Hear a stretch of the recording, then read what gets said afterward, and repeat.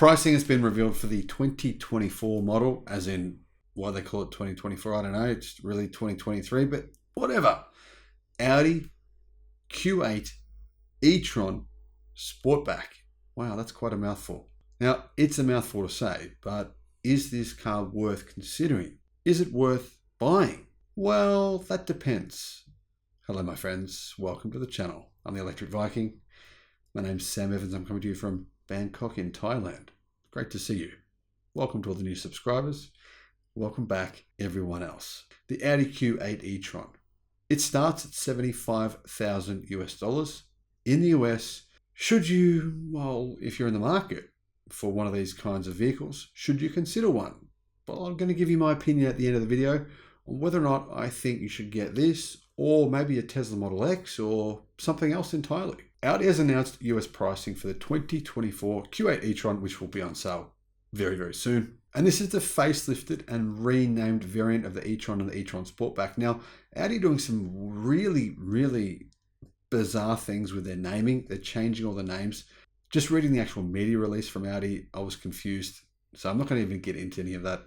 We'll talk about that in a different video. Unveiled in Europe in November 2022, the Q5 E-Tron models bring styling and aerodynamic upgrades, increased driving range and efficiency, which makes them actually maybe worth considering now, when before I wouldn't have considered them, and improved driving dynamics compared to their predecessors. In other words, they're much better. If you've got the old one, sorry, it sucks. No, it doesn't suck. They're not bad.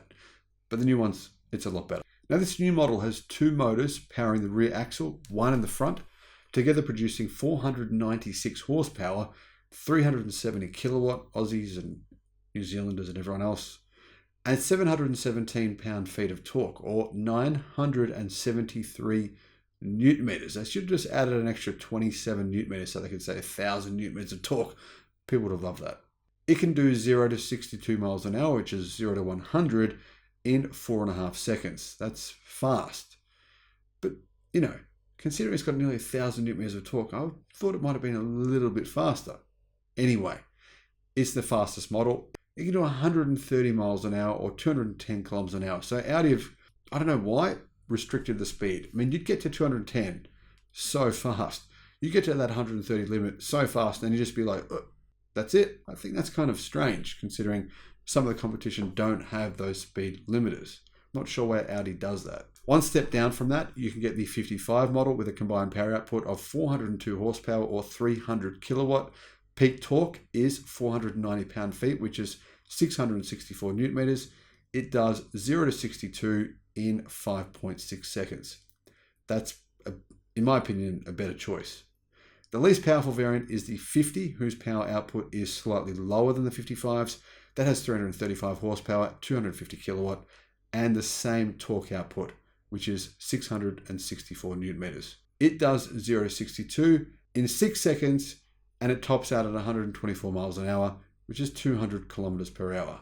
I'm wondering how it would go in Germany. I mean, have you seen those videos in Germany where people drive down the Autobahn and there's people just flying past them and they're doing 150? Yeah, anyway. Audi says it has improved the battery technology in these cars.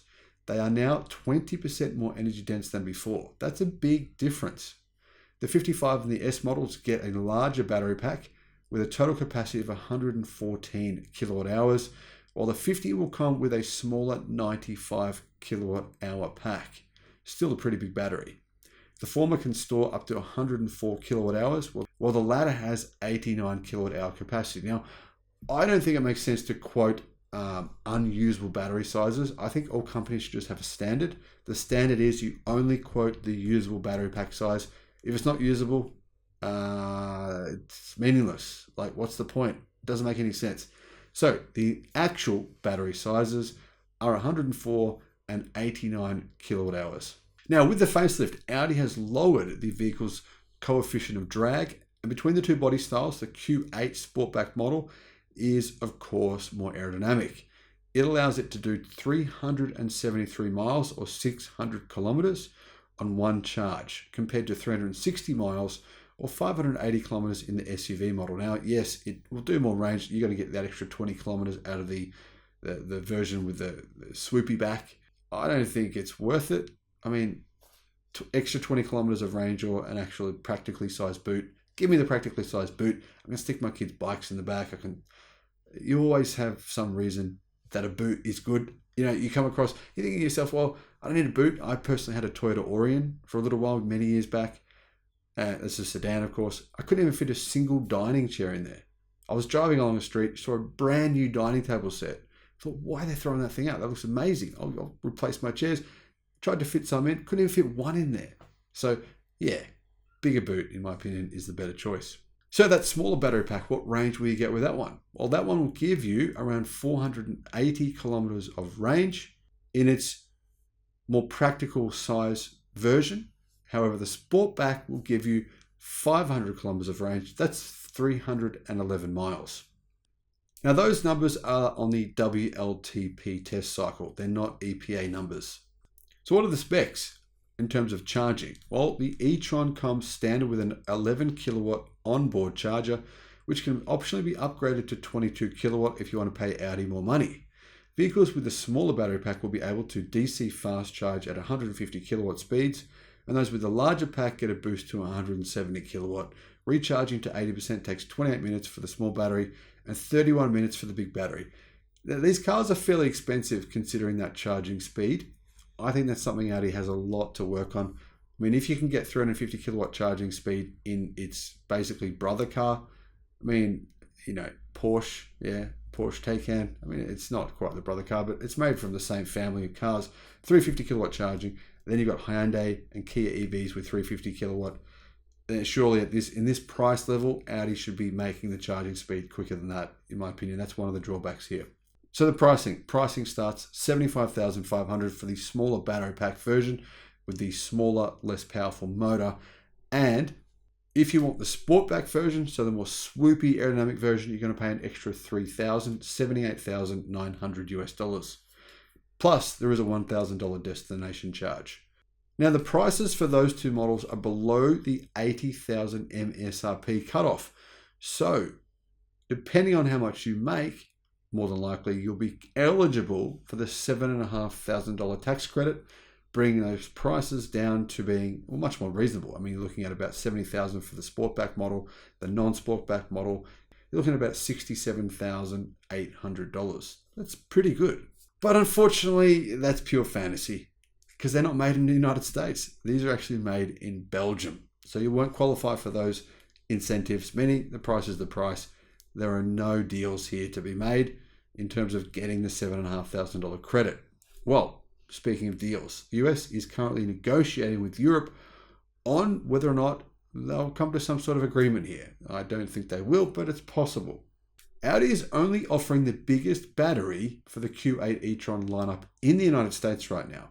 That capacity of 106 kilowatt hours means the pack has a 23% greater net capacity than the one in the previous e-Tron, as well as 93% usable capacity compared to the previous 91%, thanks to adjustments to the battery management system. Basically, Audi's tested the battery enough to say, well, yeah, we're going to have less buffer in the battery pack now.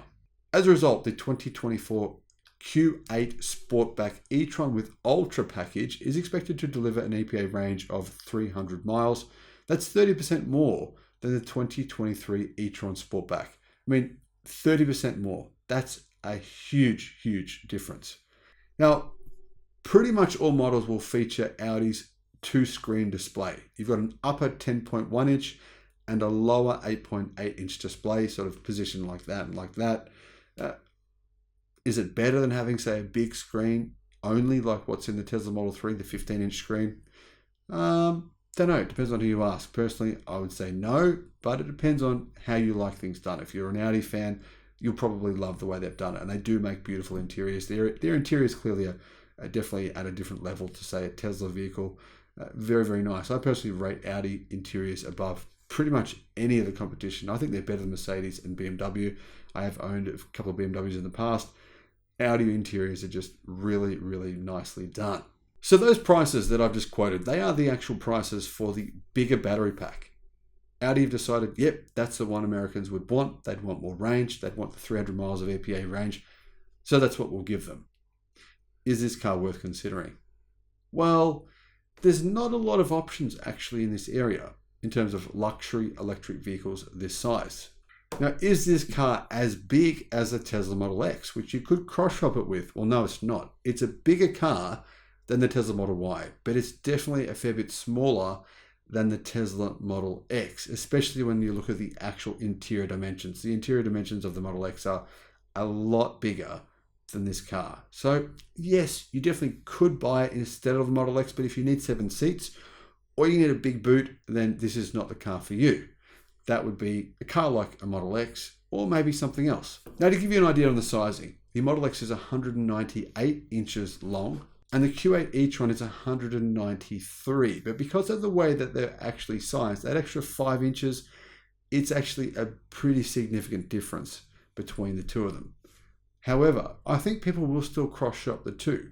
And if you look at the pricing, it looks quite different at first glance. The cheapest Model X you can buy is $99,950. You can get the Model X Plaid for an extra $10,000, $109,950. But if you do get the incentive of $7,500 US, that brings the price down to $92,500 for the Model X. And then the e-tron does come with a lot of things where you can option up this feature. You need to pay this and this and that. And if you actually want to compare them like for like in terms of features, if you specify the e-tron with the same features as the Model X, you're looking at a price that's around $90,000 for the e-tron versus $92,500 for the Model X. Will they be cross-shopped? Absolutely. If you want a bigger car, get the Model X. If you want extra luxury, get the Audi. That's my recommendation. Let me know your thoughts in the comments, and thank you for watching. Bye-bye.